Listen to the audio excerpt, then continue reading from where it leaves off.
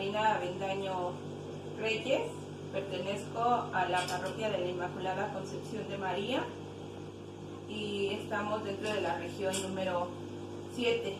Luz y sal, hermanitos, bienvenidos a esta su casa. Vamos a ver hoy la lección número 36, que se titula las dos ciudades, y como subtítulo, las autoridades religiosa y civil norman la vida terrena del hombre. Ya vimos en la lección 35 la autoridad y vemos el cuarto mandamiento, y esta lección es una continuación de la lección 35, la autoridad, y ahora vamos a ir enfocándola con la autoridad civil y la autoridad religiosa. Entonces vemos que el principio de autoridad lo da Dios para que norme la vida del hombre, porque si no hay autoridad, no hay orden. Entonces la autoridad sirve para llevar a cabo el orden de nuestra vida. Nosotros como hombres, como seres humanos, somos alma y cuerpo. El alma y el cuerpo, para poder llegar a Dios, tenemos que hacer muchas obras corporales, y esto se le llama el cuerpo, pero hace grande al alma. Entonces vamos a ver la vida temporal y la vida eterna. La vida eterna vamos a tenerla siempre presente. Juicio, infierno y gloria, ten cristiano en tu memoria. Cuando nosotros vemos todo hacia un orden de Dios, todo lo terrenal se nos va a ir viviendo haciendo más fácil. Entonces, esta realización del ser humano debe de llevarse a cabo en el orden terrenal, pero siempre pensando para el bien divino, para que nosotros así alcancemos la plena realización como hijos de Dios. No reine pues el pecado en vuestro cuerpo mortal, de modo que obedezcáis a sus apetencias, ni hagáis ya que vuestros miembros armas de injusticia al servicio del pecado, sino más bien ofrece vosotros mismos a Dios como muertos retornados a la vida, y vuestros miembros como armas de justicia al servicio de Dios. Romanos 6, de 12 al 13. Estas jurisdicciones espiritual y civil están encaminadas al orden del ser humano. La jurisdicción civil está dada por los hombres, y la jurisdicción espiritual es el cuarto mandamiento, dice San Pablo: sométanse todos a las autoridades constituidas, pues no hay autoridad que no provenga de Dios, y las que existen por Dios han sido constituidas, de modo que quien se opone a la autoridad se rebela contra el orden divino, y los rebeldes se atraerán sobre sí mismos la condenación. Romanos 13, del 1 al 2. Entonces vemos que toda autoridad proviene de Dios. ¿Qué es la autoridad pública? Se entiende como autoridad la facultad del mando que se otorga a una persona física o moral, un individuo o grupo de gobernantes, para que impongan el orden en la sociedad. Esta definición implica estos principios. La autoridad pública tiene esta facultad y le es otorgada por medio de las personas civiles. El objeto que persigue es que cumplan el mantener el orden que se requiere dentro de la sociedad para una convivencia más efectiva entre nosotros.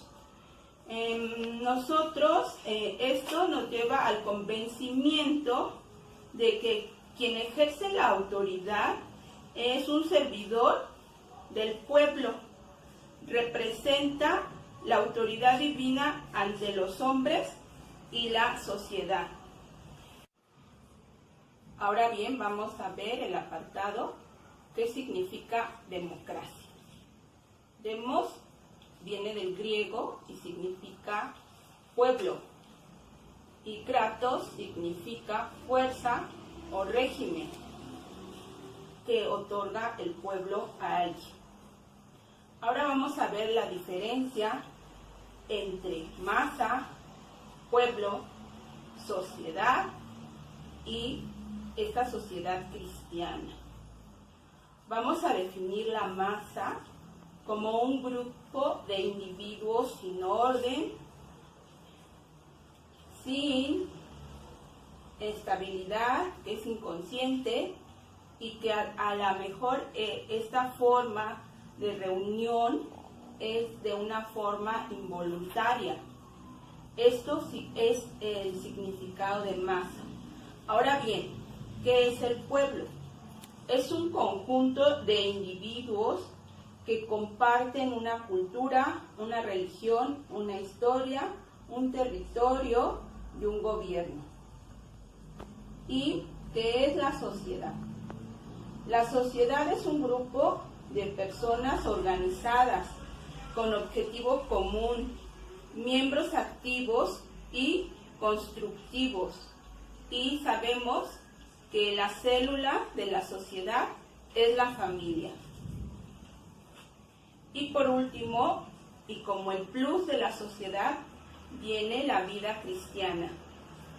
Tiene la misma definición que pueblo y que sociedad, pero es un plus porque su proceder es justo, su servicio es hacia el prójimo, respeta la dignidad humana, honra la palabra de Dios y sigue la doctrina cristiana. Teniendo estas definiciones, ahora bien, vamos a ver qué actitud debe de tener el cristiano en la vida pública. Y eso nos lo dejó muy claro Cristo. Sabéis que los jefes de las naciones las dominan como señores absolutos, y los grandes las oprimen con su poder. No ha de ser así entre vosotros, sino el que quiera llegar a ser grande entre vosotros será vuestro esclavo. De la misma manera que el Hijo del Hombre no ha venido a ser servido, sino a servir, a dar su vida como rescate por muchos. Este pasaje bíblico lo encontramos en Mateo 20, 25, 28. ¿Qué deberes tienen los agentes de la autoridad? San Juan Bautista hizo un esbozo. Vinieron también publicanos, encargadores de recaudar los impuestos, a bautizar y le dijeron: Maestro, ¿qué debemos hacer?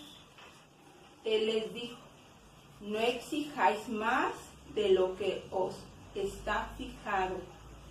Preguntáronle también unos soldados: ¿y nosotros qué debemos hacer? Él les dijo: no hagáis extorsión a nadie, no hagáis denuncias falsas y contentaos con vuestra soldada. El cristiano, ¿cómo debe de comportarse ante los gobernantes? Nosotros vemos a los apóstoles en varios pasajes.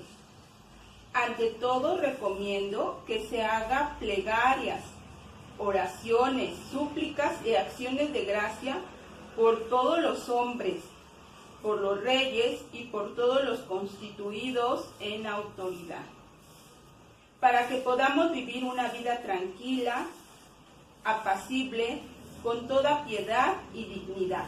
Y este pasaje viene en 1 Timoteo 2, 1, 2. Sed sumisos a causa del Señor a toda institución humana, sea el rey como soberano, sea a los gobernantes como enviados por él para castigo de los que obran el mal y alabanza de los que obran el bien. Honrad a todos amad a los hermanos, temed a Dios, honrad al rey. Y este pasaje lo encontramos en la carta de la primera de Pedro 2, 13, 14 y 17. Nosotros como cristianos tenemos la obligación de colaborar con los gastos públicos. Nosotros vemos que cuando le piden tributo a Jesús, Él lo da con mucho gusto. Él no se niega. Entonces vemos cómo nosotros como cristianos tenemos la obligación de contribuir con las autoridades para los gastos públicos. Nosotros, ¿qué tenemos que en común o qué nos enlaza con nuestros gobernantes? Pues nos dicen que el que obedece no se equivoca. Se equivoca el que manda, mas no el que obedece. Entonces nosotros tenemos que llevar una vida obediente a la ley civil, pues es otorgada por Dios y nosotros lo tenemos que hacer plus y decir, lo voy a hacer para gloria de Dios. Todos nuestros actos y nuestros... Ahora bien, ya vimos la autoridad civil, ahora vamos a ver la autoridad espiritual. Vamos a unir el poder espiritual, la autoridad de la iglesia y el primado de Pedro. Entonces, el poder espiritual o la autoridad espiritual nos viene dada por Cristo. Él mismo podía haber mandado a los ángeles a que ellos ejercieran la autoridad en la tierra, pero no fue así. La autoridad se la dejó a los hombres y vemos la autoridad de la iglesia que le es dejada a San Pedro y a los 12 apóstoles. Vamos a ver los nombres de los 12 apóstoles. Los nombres de los 12 apóstoles son estos. Primero Simón, llamado Pedro, y su hermano Andrés. Santiago, el de Zebedeo, y su hermano Juan. Felipe y Bartolomé. Tomás y Mateo, el publicano. Santiago, el alfeo, y Tadeo. Simón, el cananeo, y Judas, el iscariote, el mismo que le entregó. Mateo 10, 2 al 4.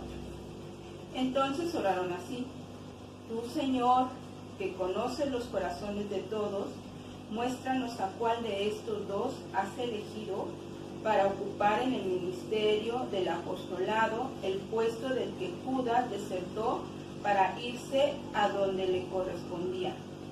Echaron suerte y la suerte cayó sobre Matías, que fue agregado al número de los 2 apóstoles.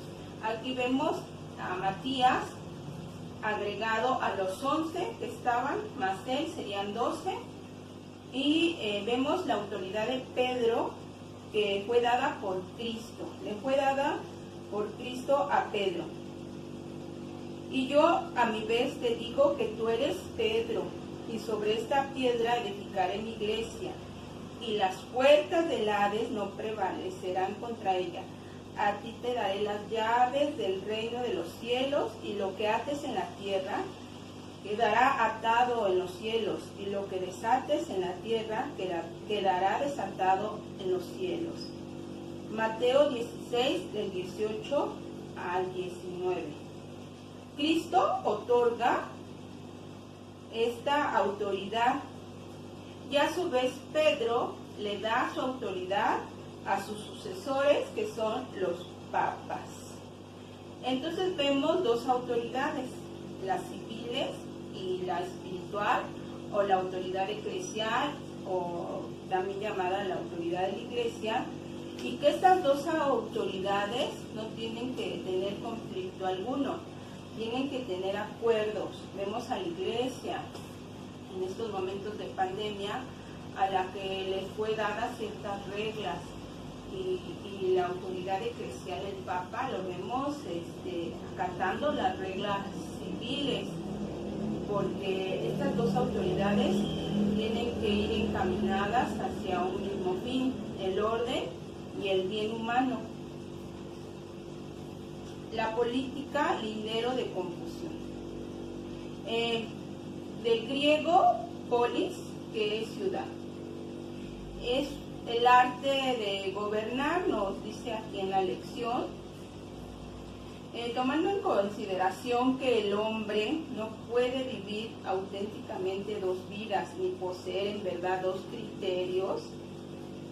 El episcopado mexicano, reunido en conferencia, ha dictaminado: los laicos cristianos, viviendo de fe, edifican la comunidad de salvación en lo político, cuando a través de sus compromisos y de su acción política, Cristo vivifica con su verdad y su vida las estructuras humanas donde se juega la suerte del advenimiento del reino de Dios.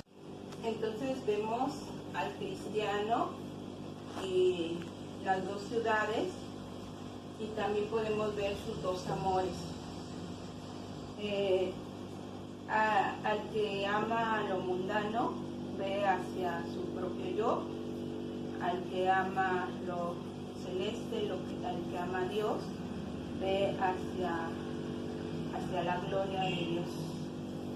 Y vemos también que nosotros, como ciudadanos de lo terreno, nos dan mucha esperanza en las palabras de Jesús. En el pasaje, los segadores arrancarán de la iglesia la cizaña que había crecido hasta la recolección junto con el buen trigo. Esto nos da la esperanza de la salvación. Vamos a estar en lo terreno, pero vamos a ver a Dios siempre con la mirada a Dios, aunque pareciera que las circunstancias en que estamos viviendo pueden ser injustas, porque nuestro bien no proviene de lo terreno, sino de lo divino. Y también vemos el cuarto mandamiento, y nos da este cuarto mandamiento la caridad. Sabemos que para entrar al cielo, el pase de entrada es la caridad. Otro día estaba viendo una reflexión y decía que un joven estaba sin trabajo en otra ciudad, no tenía que comer, nada más le quedaban 100 pesos, fue a comprar algo que comer porque ya tenía varios días sin hacerlo. Cuando compra algo que comer, llega a una familia, un señor grande y dos niños con un aspecto muy mal, muy pobre, y le piden de comer y él le da lo que tiene. Y el señor, como recompensa, le da una monedita. Esa monedita, al darse cuenta que valía mucho, este joven pues le quiere dar a este señor el valor de esa moneda, pero el señor le deja una carta y le dice que ha sido su recompensa por ver más allá de lo que él necesitaba. Solamente el voltear la mirada y ver al otro hará la diferencia entre ver lo terrenal y ver lo divino. Vemos aquí que la caridad es ver a Dios, ver a Dios en el hermano. Y entonces, cuando vives de esta manera, puedes vivir en paz y puedes vivir feliz. El cuarto mandamiento es orden, paz y progreso. Necesariamente es el sentir de San Agustín, escrito hacia el año 404. La era de los mártires refleja el espíritu de aquellos héroes paladines de la fe, que por el testimonio de su vida y su sacrificio, no en breve sino a largo plazo de 300 años de persecución, lograron hacer saltar en pedazos el paganismo romano. Solo por el camino del principio de autoridad, del respeto mutuo, del sentido propio de responsabilidad, solo por la aceptación del sacrificio, puede cambiar hoy el cristiano un ambiente general tan nocivo como en aquellos tiempos. La felicidad en el cumplimiento de este precepto. Este precepto del cuarto mandamiento nos va a llevar a una felicidad, y puede ser una felicidad al principio temporal, pero también podemos sentir en este cuarto mandamiento una felicidad divina. El que se rige y es obediente puede encontrar en esa obediencia una paz que no lo va a poder encontrar en nada, porque el alma se inquieta y la conciencia nos recrimina. Resumiendo, el cuarto mandamiento norma también nuestra vida pública. Por causa de su integración alma-cuerpo, el hombre vive simultáneamente la vida física y la vida espiritual. Después de la muerte física, el alma deja de ser hombre, pero espera su reintegración por la resurrección de la carne. La vida física y la vida espiritual hacen que el hombre sea sujeto de leyes humanas y divinas, y que simultáneamente sean juzgados por las autoridades civil y eclesiástica. El pleno cumplimiento de dos normativos hacen que el hombre consiga ser auténtico cristiano y modelo de vida. El cuarto mandamiento garantiza un adelanto de felicidad. Ahora vamos al punto donde nos lleva a la conversión, y que son estas reflexiones personales. ¿Tiene para ti un sentido pleno y decoroso la idea de patria? ¿Puedes sentirte ya miembro activo y constructor de tu nación? ¿La comunidad eclesial te preocupa, te duele, te estimula? Llegados el momento, ¿serías capaz de dar la vida por tu patria como por tu Dios, tu religión y todos sus valores comunitarios? La resolución. Señor, quiero madurar para ser útil a mi comunidad eclesiástica, a mi sociedad civil, en defensa de mis creencias, de las tradiciones y valores que nos legaron nuestros antepasados. Bueno, pues yo me despido. Fue un gusto tenerlos aquí en esta su casa. Son muy queridos y amados.